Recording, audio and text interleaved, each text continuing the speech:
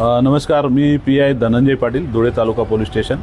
काल धुळे तालुका पोलीस स्टेशनच्या टीमने एक चांगली कारवाई केलेली आहे खोट्या नोटांच्या बाबत। याच्यामध्ये BNS 180 आणि जुनं IPC कलम 489 क याप्रमाणे ही कारवाई आहे। याच्यात 500 रुपयांच्या 44 नोटा एका संशयित इसमाकडे असल्याची गुप्त माहिती मिळाली।